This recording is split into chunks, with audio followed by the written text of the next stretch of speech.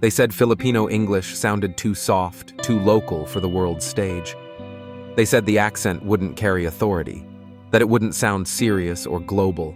Yet today, something remarkable is happening behind the scenes of American news networks, something most people never notice. The television anchors, the voiceover artists, the off-camera editors, the people responsible for how millions of Americans hear the news. Many of them are Filipino English speakers, working quietly but powerfully. And the story of how this shift happened begins in classrooms and call centers in the Philippines, where English isn't just taught, it is lived, where millions of Filipinos speak English daily in school, in business, in service. And over time, their voice became one of the most neutral, clear, and globally understandable versions of English in the world. Global companies discovered it first. The call center industry boomed in the Philippines, not because Filipinos tried to sound American or British, but because they spoke English in a way that was universally understandable, not overly accented, not overly formal, just clear, calm, relatable in homes across Manila. Cebu, Davao Filipinos answered. Calls from America, Britain, Australia. The "Good morning, sir, how may I help you?" became a voice of reliability. Then, news and media companies started noticing the same skill. Clarity, not just in voices, but in tone, in expression, in ability to communicate across culture. When American networks began to expand their international operations, they looked for voices that could speak English internationally without sounding jarring to listeners.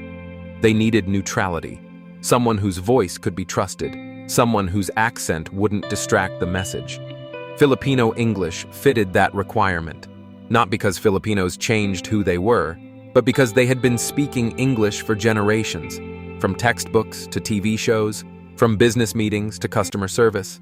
They were already bilingual, using English and Tagalog. Without a second thought, while the world focused on accents, the Filipinos focused on communication, and it built a quiet mastery.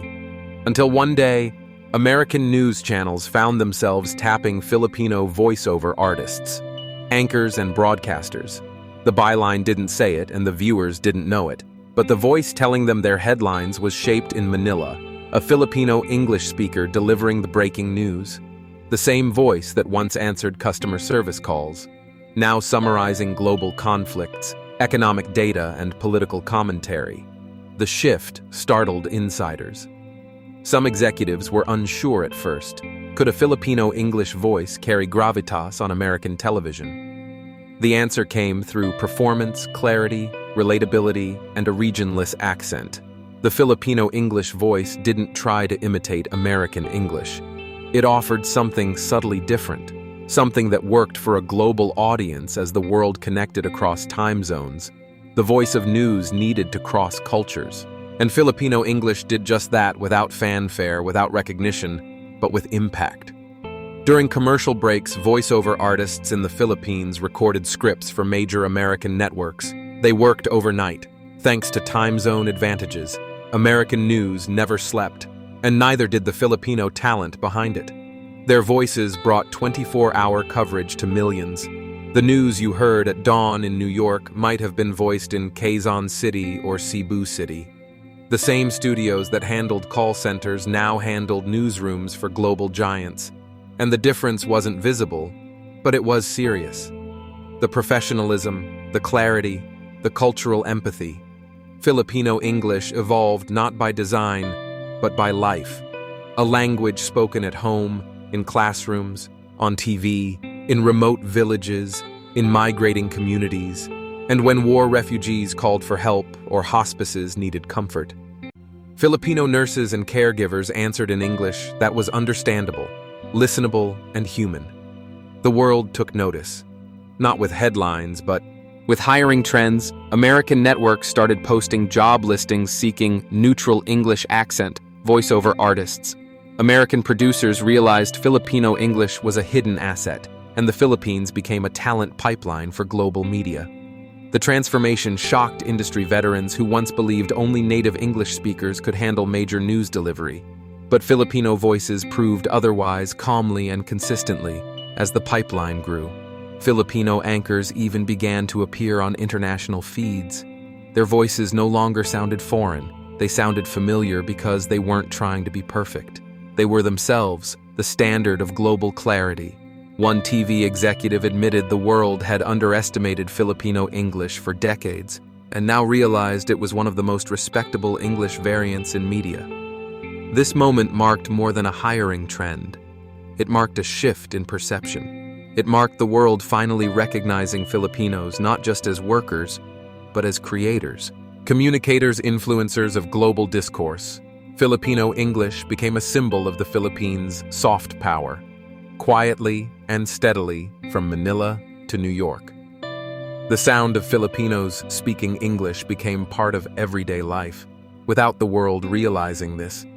Voice bridged continents, cultures, and markets. This story often goes untold, but its consequences are evident in how news is produced, consumed, and trusted. When you switch on your television and hear a clear, calm English voice delivering the world's biggest headlines, the chances are high that voice came from the Philippines. And when you learn that, you realize something powerful about English and about Filipinos. English wasn't about sounding American or British or flawless. It was about being understood, being trusted, being heard. Filipinos didn't need to erase their identity to succeed. They needed to embrace their communication and connection. And today, the world listens among news networks, among media companies, among broadcasters. The march of Filipino English is subtle, but unstoppable. It is part of global infrastructure, behind headlines, boardrooms, customer service, and remote production studios. The Philippines became a hub of communication not just because of cost, but because of voice and heart.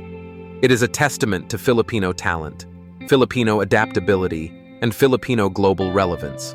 And it should make you proud when you hear a voice and don't know its origin, because English has become international. The Filipino English voice taught the world that accent doesn't equal competence, that nationality doesn't equal authority, and that connection matters more than perfection.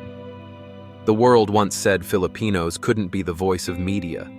Now they are the voice of media, and they are not just participating, they are leading quietly, confidently, powerfully. When you hear news late at night, when you hear a voice cross your screen, think about this.